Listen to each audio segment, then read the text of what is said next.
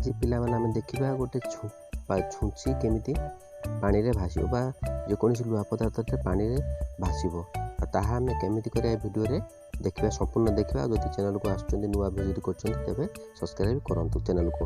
ତେବେ ଚାଲନ୍ତୁ ଆଉ ଦେଖନ୍ତୁ, ଗୋଟେ ଆମେ ଛୁଞ୍ଚିଟେ ପକାଇଦେବା, କିନ୍ତୁ ଦେଖନ୍ତୁ ପାଣିରେ ସେଟା କେମିତି ପିଲାମାନେ ବୁଡ଼ି ଯାଉଛି। ଦେଖୁଛନ୍ତି ଆପଣମାନେ କେମିତି ଦେଖିପାରୁଥିବେ ଛୁଞ୍ଚିଟା ପାଣିରେ ବୁଡ଼ିଗଲା, କିନ୍ତୁ ସେଇ ଛୁଞ୍ଚିଟା ପାଣିରେ କେମିତି ବା ଭାସିବ। ତ ଭିଡ଼ିଓଟି ସମ୍ପୂର୍ଣ୍ଣ ଦେଖନ୍ତୁ, ନିଶ୍ଚିତ ଭାବରେ ପିଲାମାନେ ବୁଝିପାରିବେ ଆଉ ନିଜର ପ୍ରୋଜେକ୍ଟ କାମରେ ଏହାକୁ ବ୍ୟବହାର କରିପାରିବେ। ତେବେ ଚାଲନ୍ତୁ ଗୋଟେ କାଗଜଟିଏ, ଟିକେ ନାରୁ କାଗଜ ଯେତିକି ଲମ୍ବା ଜିନିଷଟା ସେତିକି ଅନୁପାତରେ ଟିକେ ବଡ଼ କାଗଜରେ ନେବା। ସେ କାଗଜଟାକୁ ପାଣିରେ ପକାଇ ଦେଇକି ତା ଉପରେ ଛୁଞ୍ଚିଟାକୁ ରଖିଦେବା। ଦେଖନ୍ତୁ ଆପଣ ଏଠି ଲକ୍ଷ୍ୟ ରଖିବେ ଯେ ମୋତେ କମେଣ୍ଟ କରିବେ ଯେ ଛୁଞ୍ଚିଟା କ'ଣ ପାଇଁ ପାଣିରେ ଭାସିଲା। ମାନେ ଖାଲି ପକାଇଦେଲେ ଭାସିଲା, ବୁଡ଼ିଗଲା, କିନ୍ତୁ ଗୋଟେ କାଗଜ ଉପରେ ପକାଇଲେ ଯେମିତି ଆମର ଏଟା ଭାସିଯିବ।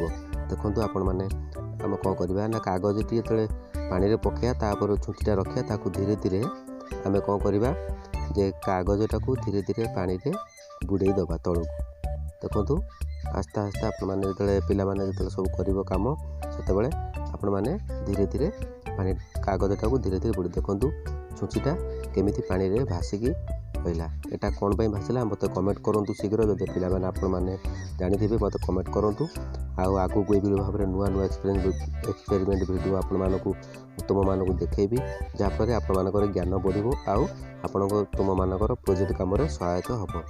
ଦେଖନ୍ତୁ କେମିତି ଛୁଞ୍ଚିଟା ଏପର୍ଯ୍ୟନ୍ତ ବି ଭାସୁଛି। ତ ସେଇଭଳି ଭାବରେ ୟା ପରେ ଗୋଟେ ଓଜନିଆ ଜିନିଷ କେମିତି ପାଣିରେ ଭାସିବ ତାକୁ ମଧ୍ୟ ମୁଁ ଆପଣଙ୍କୁ ଠିକ୍ ବତେଇବି। ସେ ପର୍ଯ୍ୟନ୍ତ ବିଦାୟ ଦିଅନ୍ତୁ। ଜୟ ଜଗନ୍ନାଥ। ଆଉ ଯଦି ଭିଡ଼ିଓଟି ଭଲ ଲାଗିଲା ଟିକେ ସବସ୍କ୍ରାଇବ୍ କରନ୍ତୁ।